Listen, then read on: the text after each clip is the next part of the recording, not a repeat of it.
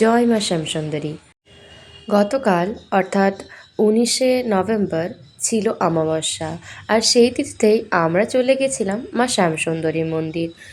মাকে এখন দর্শন করতে পারবে শিয়ালদার খুব সামনাসামনি। সেটা শিয়ালদা স্টেশন থেকে মাত্র 15 মিনিটের রাস্তা। তো তোমরা কারা কারা এখানে এসেছো আমাকে কমেন্টে জানিও। এরপর চলো তোমাদের সবাইকে মায়ের মন্দিরটা একটু ঘুরে দেখাই। তো এখানে হচ্ছিল নাম এবং গোত্র লেখা।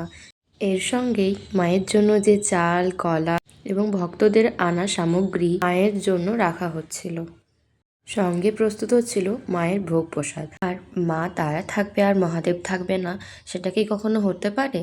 তাই আমরা ঘুরতে ঘুরতে দেখতে পেয়ে গেলাম মহাদেবকে। মায়ের নিয়ে আমরা অনেকজন অনেক কিছুই শুনেছি। তো চলো আজকে এখানের পুরোহিতের থেকেই কিছু মায়ের ব্যাপারে শুনে নিই। জয় মা শ্যামসুন্দরী। আপনারা জেনেই থাকবেন মাকে প্রথমে জীবন্ত কালী বলা হয়। মা জীবন্ত, এর প্রথম কারণই ভক্তরা মায়ের কাছে এসে কোনোদিনও খালি হাতে ফিরে যাবে না। এটা আমার নিজে দেখা, কোনো ভক্ত আজ পর্যন্ত খালি হাতে ফিরে যায়। আর মায়ের এখানে বিশেষ চাল আর কলা দিয়ে মাকে ভোগ নিবেদন করা হয়। এর পেছনে একটি বিশেষ ঘটনা আছে। মায়ের পুরোহিত মহলের পূর্ণলগ্নে মায়ের জন্য বাজার করতে গেছিল। এবার বাজার করতে গিয়ে দেখেন একটা ছোট্ট 5 বছরের বাচ্চা মেয়ে পুরো মা কালীর মতন সেজে সবার কাছে ভিক্ষা চাইছে। সবার কাছে ভিক্ষা চাইতে যেতে আমাদের যে পুরোহিত বাজার করছিলেন তার কাছেও ভিক্ষা চাই। পুরোহিত তখন তাকে ধাক্কা মেরে ফেলে দেয়, ফেলে দিয়ে বলে যা কাজ করে খা। বাচ্চা মেয়েটা তখন গা ঝাড়া দিয়ে বলে আমি যদি কাজই পেতাম তো তোর কাছে ভিক্ষা যেতে আসতাম। এই বলে বাচ্চা মেয়েটিও নিজের কাজে চলে যায়, আমাদের পুরোহিত মায়ের বাজার করতে চলে যায়। মা শ্যামসুন্দরীর প্রতিটি অমাবস্যা অন্ধকারে পুজো হয়। ওদিন মহলের অমাবস্যা অন্ধকারে পুজো হচ্ছে। এবার অন্ধকারে পুজো করতে করতে পুরোহিতের হঠাৎ মন বলছে যেন মা নেই, কিন্তু পুরোহিতের মন আবার বলছে মা তো কালো, তাই হয়তো অন্ধকারে মিশে গেছে, দেখতে পাচ্ছি না। তাই পুরোহিত ঘিয়ের প্রদীপ নিয়ে মায়ের মুখের সামনে গেছে, দেখছে মুখের সামনে গিয়ে দেখছে মা নেই। আর মায়ের যিনি শিব ঠাকুর, উনিও পুরো মরা মানুষের মতো শুয়ে আছে। এই দেখে পুরোহিত থমকে যায়। থমকে আবার কিছুক্ষণ পরে পুরোহিতের পেছন থেকে ছম ছম করে নুপুরের আওয়াজ হয়, আর ধাপ করে শিবের বুকের উপর একজনের ডান পাবে। আর যেই বাচ্চা মেয়েটাকে ধাক্কা মেরে ফেলে দিয়েছিল সেই বাচ্চা মেয়ের মুখ ওই অন্ধকার থেকে বেরিয়ে আসে। আর মা তখন মানুষের কণ্ঠে বলে দে চাল কলে দে দিবি না আমায়। এই শুনে পুরো অজ্ঞান হয়ে যায়। এবার অজ্ঞান অবস্থায় মা মনে মনে বোঝাচ্ছে না আমি শুধু বড় লোকের মা নই রে, আমি গরিবের মা। তাই এবার থেকে যে কোনো ভক্ত এক মুঠো চাল একটি পা করে দিয়ে মাকে পুজো দেয়, মা তাদের প্রতিটা মনের বাসনা পূর্ণ করে। আর মাকে যখনই দর্শন করবেন তখন দেখবেন মায়ের বেদির নিচে 9টি বিগ্রহ আছে, নবগ্রহ বিগ্রহ। এই বিগ্রহ থাকার পেছনে একটি বিশেষ কারণ, আমাদের মানব জীবনে অনেক রকম দোষ হয়, মাঙ্গলিক কাজ, বিভিন্ন বিভিন্ন গ্রহ জাতীয় দোষ। এই দোষ কাটানোর জন্য বা এই দোষ থেকে মুক্তি পাওয়ার জন্য বিভিন্ন পাথর, মাদুলি, কবচ, যজ্ঞ ইত্যাদি ধারণ করতে হয়। কিন্তু সবার তো সামর্থ্য হয় না এইসব করার। তাই মাকে যদি কোনো ভক্ত 28টি শনিবার কেবল দর্শন করে, যে কোনো গ্রহ দোষ থেকে এমনি মুক্তি হয়। কোনো রকম পুজো আচ্ছা কিছু লাগে না, কেবল মায়ের মুখমণ্ডল দর্শন করতে 28টি শনিবার। জয় মা শ্যামসুন্দরী। তো শুনলেন তো আমাদের মা শ্যামসুন্দরীর কাহিনী। তো চলুন আজকে আপনাদের সঙ্গে মায়ের কিছু পুজোচার অনুষ্ঠান শেয়ার করি।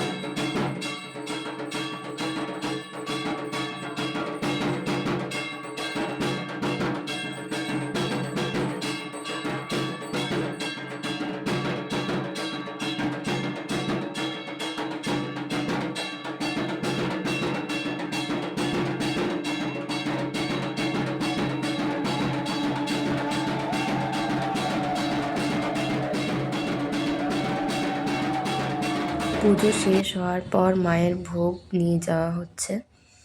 এর মধ্যে আমি আমার এক অনুভূতি তোমাদেরকে বলতে চাই। মাকে দেখার পর মনে হচ্ছিল একটা ছোট্ট বাচ্চা মেয়ে আমাদেরকে দেখে হাসছে।